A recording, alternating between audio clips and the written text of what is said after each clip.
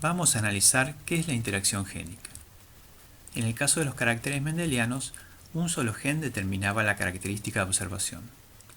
En los cromosomas homólogos se ubicaban los alelos en los locus génicos determinando el genotipo del individuo. El fenotipo, en tanto, estaba determinado por cuáles eran los alelos presentes y la relación entre ellos.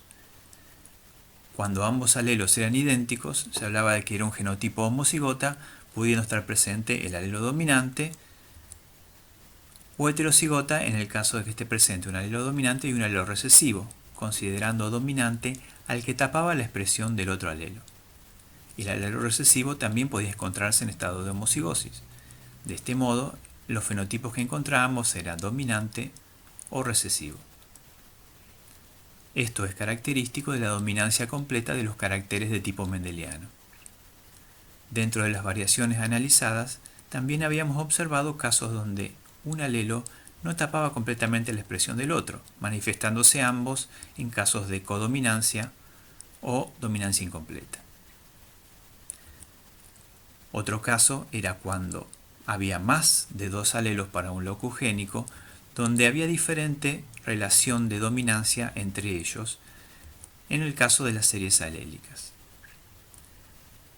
En todos estos ejemplos estamos hablando de interacción intragénica, es decir, entre alelos que ocupan un mismo locus génico. En el caso de un F2 de dihíbridos para dos caracteres mendelianos, observábamos una segregación 9331. Ahora bien, cuando esos dos genes no alelos determinaban la herencia pero de una misma característica, estamos hablando de un caso de interacción intergénica, donde el genotipo del individuo estaba definido por la acción de los dos genes que podían actuar uno a continuación del otro para definirme el fenotipo. O bien, podían actuar independientemente, pero combinaban su expresión génica para definirme el fenotipo. En ambos casos, el resultado fenotípico observado dependía de la combinación lograda a partir de la expresión de esos genes.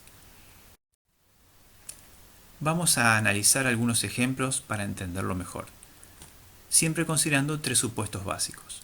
Primero, dentro de cada locus génico hay dominancia completa entre sus alelos. En segundo lugar, solamente va a haber dos alelos por locus. Y por último, dos genes únicamente van a regir la expresión del fenotipo.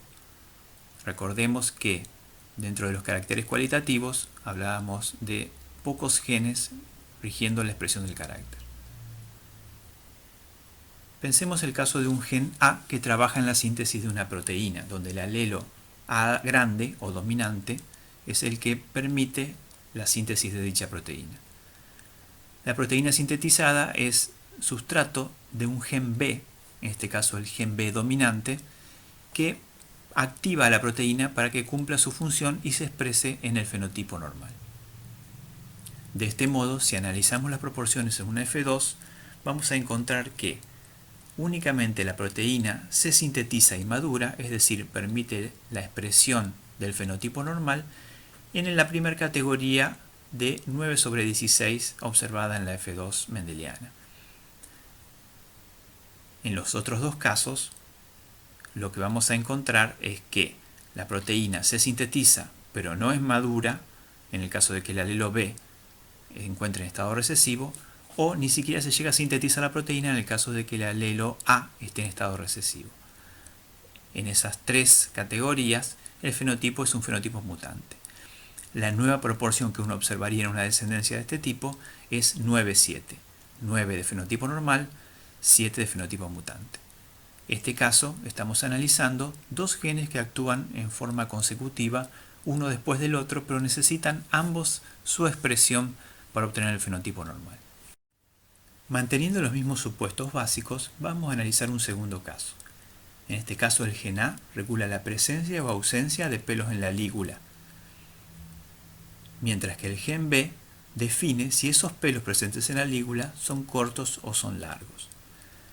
En este caso vamos a ver que el gen A recesivo es un gen no funcional, similar al ejemplo anterior, es decir, solamente se produce una expresión en el fenotipo en el caso de ser A grande, el fenotipo del individuo, o dominante. En cambio, el gen B tiene dos alelos funcionales que definen la longitud de esos pelos en función de cuál de ellos esté presente y la relación de dominancia entre ellos.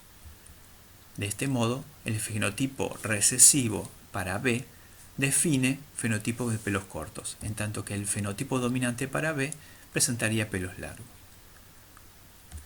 Si analizamos cómo resultaría la segregación en la F2, veríamos que en el caso de que el alelo A grande esté presente, el fenotipo va a ser dominante para A y va a presentar pelos, pero en el caso de que el fenotipo sea recesivo para B, la LI va a presentar pelo corto.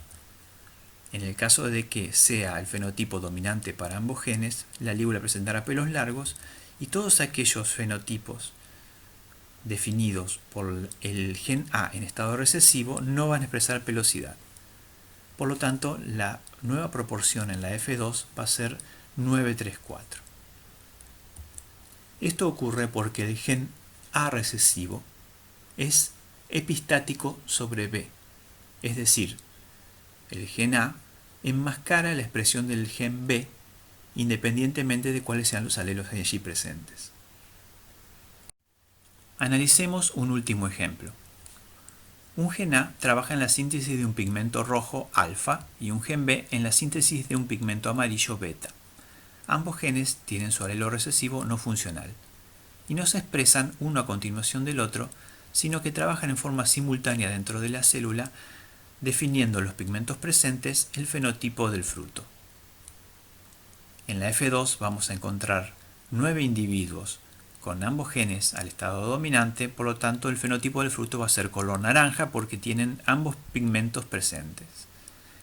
3 individuos que van a tener únicamente dominante el gen A, por lo tanto únicamente va a estar presente el pigmento rojo y el fenotipo del fruto va a ser color rojo.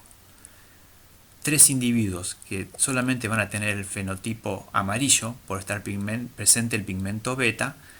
Y por último, una cuarta categoría donde ambos genes están en estado recesivo y no se produce ninguno de los dos pigmentos, por lo tanto el fruto es color blanco.